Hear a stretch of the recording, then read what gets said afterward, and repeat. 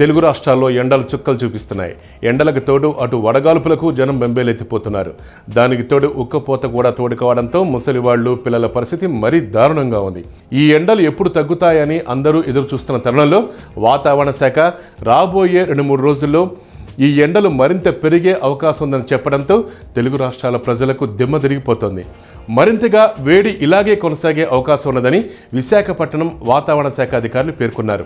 అండమాన్ పరిసర ప్రాంతాల్లో ఉపరితల ఆవర్తనం కొనసాగుతుందని, రాబోయే 48 గంటల్లో ఇది అల్పపీడనంగా మారే అవకాశం ఉందన్నారు. అలాగే మరోవైపు దక్షిణ అండమాన్ ద్వారా ఆగ్నేయ బంగాళాఖాతంలోకి రుతుపవనాలు ప్రవేశించనున్నాయని, దీని ప్రభావం కారణంగా వచ్చే 3 రోజుల్లో ఎండలు విపరీతంగా పెరిగే అవకాశం ఉన్నదని, ఈ విషయాన్ని ప్రజలందరూ గమనించాలని అధికారులు సూచించారు.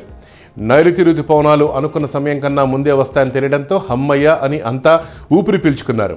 ఇప్పుడు ఎండలు ఇంకా పెరుగుతాయని చెప్పడంతో ప్రజలు బెంబేలెత్తిపోతున్నారు. హాయ్ యోయో వ్యూవర్స్, సబ్స్క్రైబ్ చేసేటప్పుడు అక్కడ ఉండే గంట సింబల్ ను ప్రెస్ చేయడం మర్చిపోవద్దు.